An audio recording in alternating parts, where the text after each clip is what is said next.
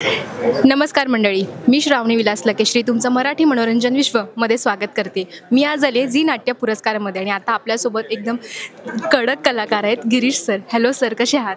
मस्त, मजेत, खूप मजेत। सो नाटकांच्या निमित्ताने आम्हाला तुम्हाला भेटायची संधी मिळते। तुम्ही आता लाखात एक दादामध्ये सुद्धा काम करत आहात। तुमचं काम धमाकेदार सुरू आहे आणि प्रेक्षकांच्या खूप पसंतीत पडत आहे। 38 कृष्ण विलामध्ये पण तुम्ही खूप म्हणतात ना, ते शब्द नाहीत माझ्याकडे, जेव्हा मी ते नाटक बघत होती ते वाटत नव्हतं की फक्त ते 2 पात्रांचं नाटक असेल, तिकडे 4 अजून पात्र असू शकतात असं इमॅजिनेशन होतं, बट ते नव्हतं। सो तुमचा हा नाटकाचा जो प्रवास आहे तो तुम्ही एका शब्दात काय मांडू शकता का? एका शब्दात समाधानी, तृप्त, आनंदी। नॉट तृप्त पण डेफिनेटली समाधानी। ज्या करता मी माझं प्रोफेशन म्हणजे एज्युकेशनल प्रोफेशनल जे सोडलं आणि इकडे आलो, या 40 वर्षात मी 53 नाटकं केली, त्याचे इतके प्रयोग केले। मला सगळे आवडणारी नाटकं होती, सगळे आवडणारे रोल्स होते, ते लोकांना आवडले आणि अजूनही करत राहायची इच्छा आहे, करत राहीन आणि ते करायला मिळतंय त्याच्याबद्दल आनंदी आहे, खूप आनंदी आहे। ॲक्च्युअली तुमचा आनंद हा असं रंगभूमीवर काम करतानाच दिसतो। तुम्ही किती रंगभूमीला जोडून आहात हेही दिसतं। सर, तुमचं पहिलं नाटक कोणतं होतं? साहेब विरुद्ध मी नावाचं एक नाटक होतं, म्हणजे 84 साली मी केलं। याच्यामध्ये श्रीकांत मोघे आणि मोहन कोठीवान असे 2 जण होते आणि मी त्यात अति छोट्या अशा एका रोलमध्ये होतो। ते माझं पहिलं नाटक। तुम्हाला नाटकामध्ये फार मजा येते किंवा काम करायला आवडतं की टेलिव्हिजनवर किंवा ऑन स्क्रीन? नाही, दोन्हीकडे, दोन्ही तिन्हीकडे। म्हणजे चित्रपटातही तेवढाच आनंद मिळतो। 3 माध्यमांचे वेगवेगळे प्लस पॉईंट्स आहेत, मायनस पॉईंट्स आहेत, तिन्हीचे रीच वेगवेगळे आहेत। नाटकाचा रीच थोडा लेट असेल किंवा करताना फक्त 1000 प्रेक्षकांपुरता असेल आणि मग हळूहळू हळूहळू तो पसरत असेल। सिरियलचा रीच एका क्षणी तुम्ही जगभर दिसू शकता, हा एवढा प्रचंड रीच असतो। चित्रपटाचंही तसंच आहे, आजकाल चित्रपटही बऱ्याच ठिकाणी एका वेळी दिसू शकतो, पण तरी सुद्धा सिरियल इतका नाही।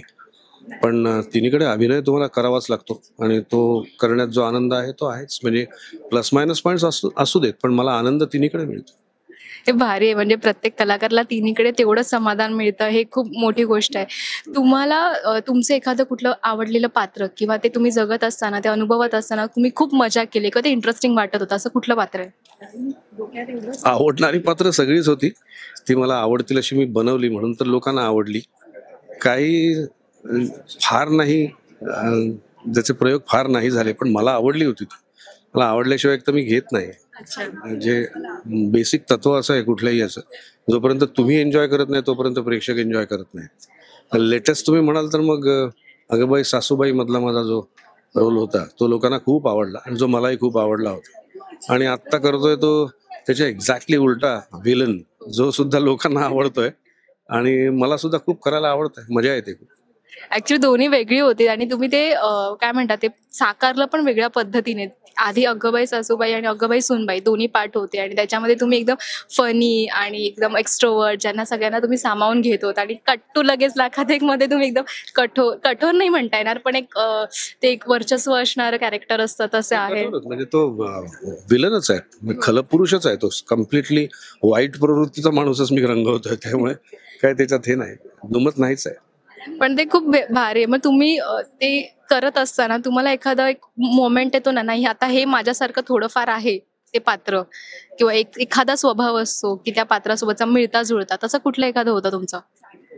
अगबाई सासूबाईमध्ये खूपशा गोष्टी मला मिळत्या जुळत्या होत्या। म्हणजे त्याच्यातलं एक तर मोटरबाईक चालवणं आणि ते आवडणं, ते मला खूप आवडतं।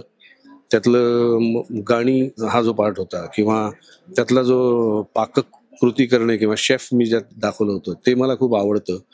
किंवा जनरल एक खूप आनंदी राहणं, लोकांना आपल्यामुळे आनंद मिळवून देणं, हा जो भाग होता त्या कॅरेक्टरच्या सगळ्या गोष्टी माझ्याशी खूप मिळत्या जुळत्या होत्या, त्यामुळे त्या खूप छान मी रंगवू शकलो। हो, ते मजा यायची आम्हाला पण बघायला ॲक्च्युअली ते कॅरेक्टर। मला एक विचारायचं आहे की आता इतके वर्ष तुम्ही इंडस्ट्रीमध्ये आहात, पण तुम्हाला एखादा डायलॉग किंवा असं लक्षात राहील असा कुठला डायलॉग होता का तुमच्या, जो आजही आता तुम्ही आठवला की असं वाटतं की तो चांगला डायलॉग आहे?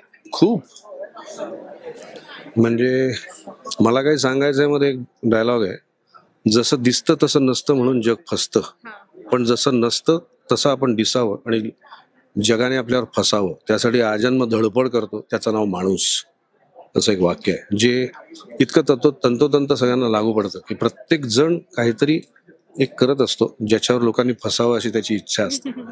पण त्याच बद्दल एक वेगळं वाक्य पुलंनी दिलेलं आहे, पु ल देशपांडेंनी, की तुझं आहे तुझं भाषेमध्ये, की प्रत्येक जण कसल्या ना कसल्या तरी ढोंगाची शाल पांघरून वावरत असतो.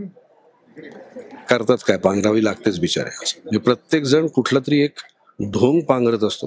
ते ढोंग पांघरणं वाईट आहे. ज्या माणूस जसा आहे तसं त्यांनी सगळ्यांसमोर व्हावं, असं अशा टाईपचं. अशी अनेक वाक्य आहेत जी तुम्हाला तालमींमध्ये तुम्ही खूप वेळ त्याच्यावर वर्क करता आणि मग ती जेव्हा प्रत्यक्षात तुमच्या वाट्याला येतात तेव्हा तीच तुम्हाला टपली मारतात आणि जागा करतात, की हे वाक्य तूच बोलला होता आणि तू आता का असा वागतोयस, अशा टाईपचं काहीतरी सिच्युएशन येऊ शकते.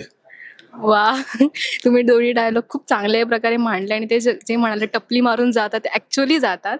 तुम्ही जाता जाता जे रंगभूमीवरती नवीन कलाकार येत आहेत किंवा ज्यांना कामं करायची आहेत आणि आज ज्यांना अवॉर्ड्स मिळणार आहे त्यांच्यासाठी काय सांगाल? काय शुभेच्छा. खूप नवीन पिढी नेहमीच उत्क्रांत आहे, हुशार आहे. हे मी सांगायला नको, शास्त्र सांगतं की नवीन पिढी ही सुपिरियर आहे आधीपेक्षा. त्यांना एक्सपोजर खूप लवकर मिळालं, त्यांना गोष्टी खूप जास्त सहज मिळाल्या, त्यामुळे त्यांना त्या एक्सप्लोअर करता आल्या आणि त्यामुळे ती पिढी खूप नवीन छान आहे खूप. आणि त्यांनी असंच अजून त्यांच्यासाठी माध्यमं पण खूप झाली आता. तेव्हा आमच्यासमोर 2-3च माध्यमं होती, आता माध्यमं खूप वाढली, त्याच्यामधले पर्याय वाढले, त्यामुळे त्यांना खूप गोष्टी जास्त करायला मिळतात. त्या त्यांनी कराव्यात आणि आम्हाला त्या बघायला मिळाव्यात. या पलीकडे अजून काय आनंद असेल. Thank you so much.